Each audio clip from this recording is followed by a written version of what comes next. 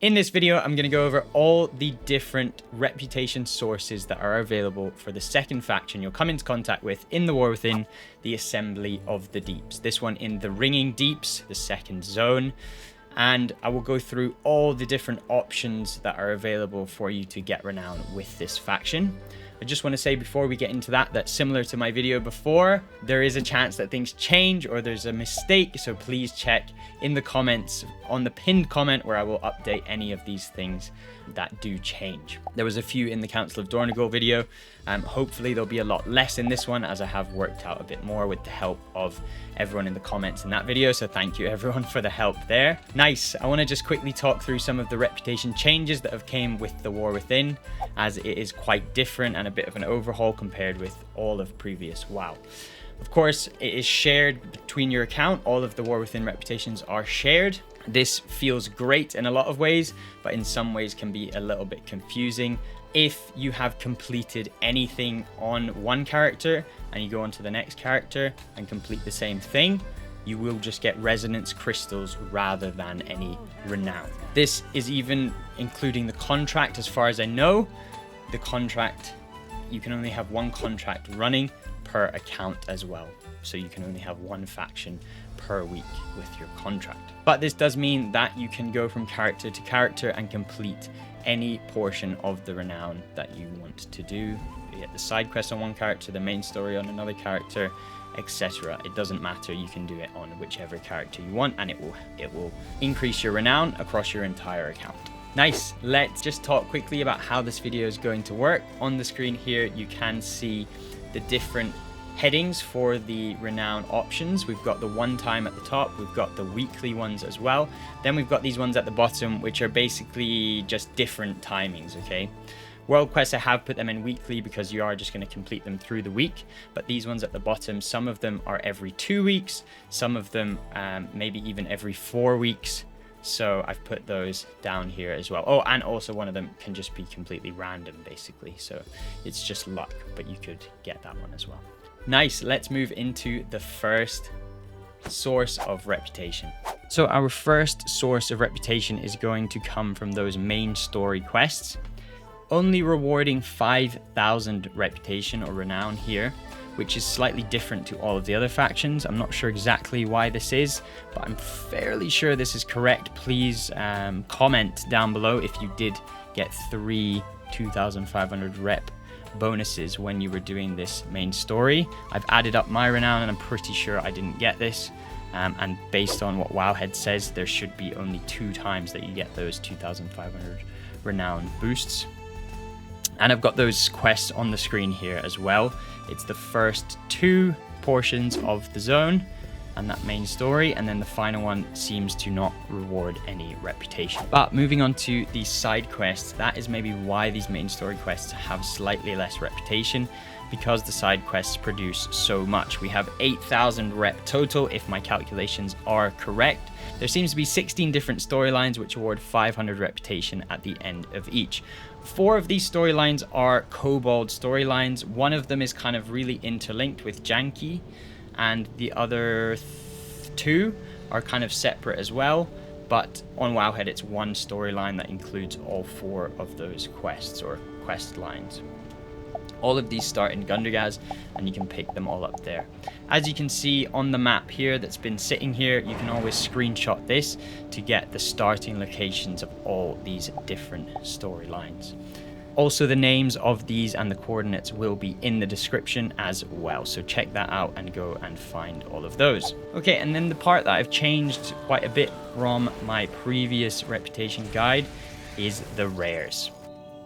So I believe from testing, what I've worked out is that there is still some rares which are 1 time per account. These are the ones that scale with your level rather than the ones that are 80 from the beginning. In the Ringing Deeps, for example, we have them on the map here. We have the Candleflower Captain, King Splash, Aquelian, the Rampaging Blight, and the Deathbound Husk. So all of these are going to give you a total of 750 rep, as each rare is 150 rep each. I'm going to talk about the other ones that we have in the Ringing Deeps in the weekly section of the video, as they're all on a weekly lockout. I will, in that moment though, put all of them on the map, and I'll try and make it obvious which ones are weekly and which ones are not, just so that it's a bit clearer of which ones you need to be trying to farm and which ones you can just pick up whenever, and they're just going to be once per account. But these ones on the map here are just once per account. Nice. And then moving next onto the treasures. For the treasures, I have produced a video already of the treasures of the Ringing Deeps.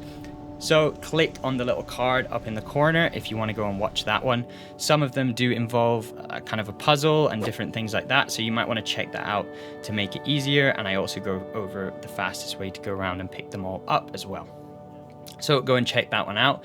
This is going to award you with a total of 1,500 rep when you go and get all of those as well. Okay, and then our final one for the one-time sources, we have these lore objects.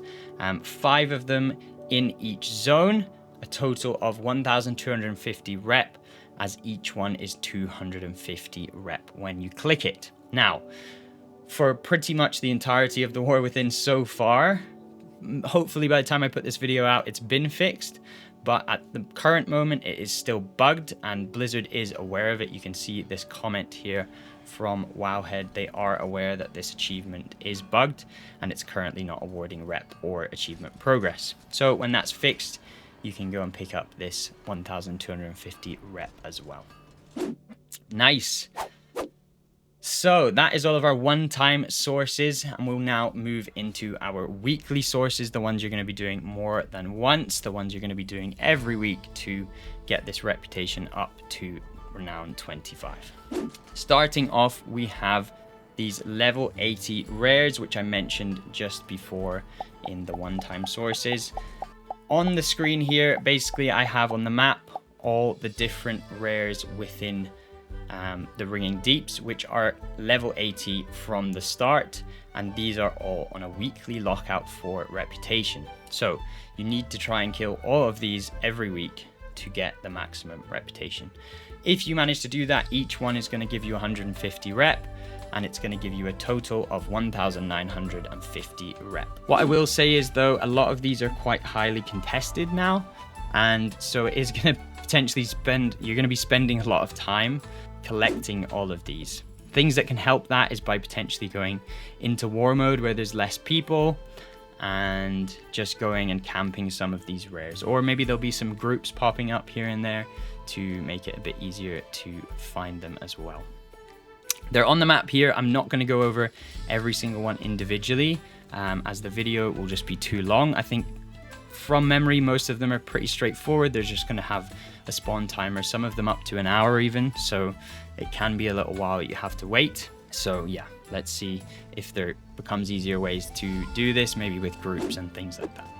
So guys, next onto our zone event, or one of the 2 zone events for the Assembly of the Deeps, which we can complete each week. This one is called Awakening the Machine. Basically, you need to just talk to this guy Krolusk over here in Gundergaz, and that's going to start the event. And basically, you're going to come into this room, and it's going to be a wave by wave mini game where you just need to keep Krolusk alive. Now, to help guys out with this who maybe haven't done it much already, there's just a few different kinds of enemies at the moment. I don't know how much this is going to change through the expansion. At the moment, you've got these swarm bots, which seem to be basically just basic. They just run to Krolusk and then come to you. As soon as you attack them, they seem to come to you. Don't seem like a very big problem, or I haven't worked out exactly what they do, to be honest. We also have the malfunctioning pylons. These basically shoot a beam. They pop up and shoot a beam straight at Krolusk, and you need to stand in between it, or you can get enemies in between it as well, and it will hit them as well. If you've got defensive, I'd just go and stand in front of it whilst you kill that one as well. Also, we have the corrupted machinists. These guys, you just need to interrupt them, and then they will just immediately die. So if you have a couple different interrupts, knockbacks, anything, you can use those to immediately get rid of these guys here. We also have the bomber bots. These ones will explode when you kill them, but if you just run over the top of them, they will also start to kind of self-destruct. So as long as you do that away from Krolusk, then they're really no problem. As soon as you see them, you can just run at them and make them start to explode. We also have, which I can't remember the name of, the green bots, which basically when you kill them, they'll drop a little healing thing, which you can run over the top of, and that will heal him as well. And then the only other one, oh, actually we have a couple more. The next one is this null bot. I can't remember that's the exact name, I don't have it in front of me. Basically, it's going to give an immune shield to someone. So if that ends up being on someone that's a problem, then you maybe want to kill this one first of all. And then we also have these big robots. I don't know what the name of them is either. It seems like all they do is just take a little bit longer to die, and also they put a fire debuff on you where basically you shoot out some fireballs, and you need to make sure these do not hit Kobald as well. I mean, he has a decent amount of health. If some of these things hit him, it's really not a problem, and there's a lot of the healing bots where you can heal him up to full pretty quickly as well. Getting to wave 20 seemed pretty straightforward, and basically when you get to wave 20, that's you maxed out this event and you will get the most rep possible. Nice, so that's that event, and that is going to give you a total of 1,100 rep at least for me this week. I don't know if that's going to be the same every time, as it was different amounts from each chest, but it seems like at least 1,100 reputation. Nice, and then the other zone event that you're going to be able to unlock and do for the Assembly of the Deeps is this wax quest over here in this building. Basically, you'll pick up this quest and you need to go and dig up the dirt and find 10 different dirts to dig, which will give you wax, which you will then be able to hand this quest in for 1,000 more rep as well. Nice. Then our next one is our weekly dungeon quest. This dungeon quest just asks you to complete a dungeon, a different one each week, and it will reward 1,500 rep with whichever faction you choose. So if you want to choose the Assembly of the Deeps, you can do that one first of all. Otherwise, you can choose one of the different ones as well.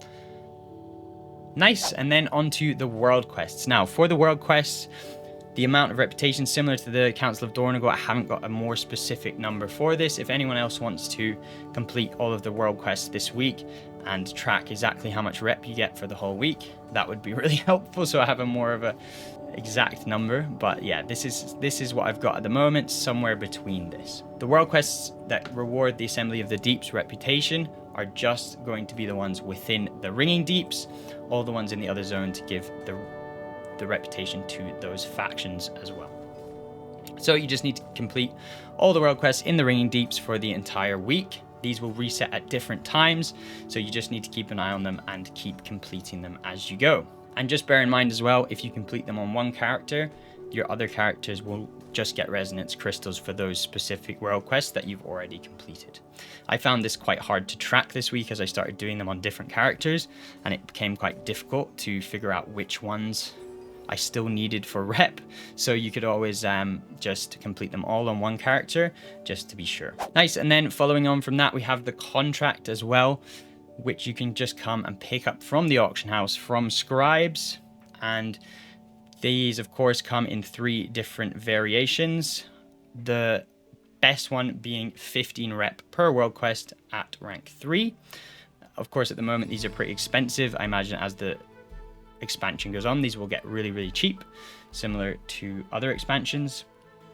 The difference this time, of course, is that you can only have 1 active per account per week. You can see on the screen here the buff that it gives you, this Warbound buff, saying that you can only have 1 contract active per week. Okay, our last weekly one, we have this Battleground Honor quest as well. This is one you can complete each week to go into some battlegrounds and get 1,500 honor, and that is going to give you 100 rep with all factions. I'm someone that doesn't really PvP, so I haven't actually done this yet, but I plan to do it and see how long that takes. I have no idea how long it takes to get 1,500 honor in elite battlegrounds. To be honest, I don't even know what an elite battleground is. So if any PvP players could enlighten me in the comments, that would be amazing. Thank you. And thanks to the guys in the previous video that brought this up, because I wouldn't have worked this one out. Nice, and then let's move on from weekly onto these ones, which are kind of either random or they are a bit of a longer wait. The first one being these special assignments. These are basically additional elite world quests, I suppose, which you can unlock after completing 3 world quests within that zone. But they're only active in 2 zones per week, swapping from week to week, we believe. So the first week was the Isle of Dorn and the Ringing Deeps, and now this week it is Azj-Kahet and Hallowfall, so next week should be back to the Ringing Deeps and Isle of Dorn again. So it just depends on the week. This might be the week for it when you watch this video, or you might need to wait till the next week to unlock this. And these are going to give you 200 reputation, and it's basically just an additional world quest, which is usually a bit harder or involves a bit more things to do. And these also count for the contract as well. Okay, our second one is this Sparks of War quest, which you will pick up over here. And this one will award you with 250 rep for one of the factions that is available that week. So this one's going to cycle through week by week through each faction. So you may have to wait up to a total of 4 weeks, I guess. No, 3 weeks to pick this one up. For example, this week is Hallowfall. So it's the Hallowfall Arathi, and that's going to give 250 rep.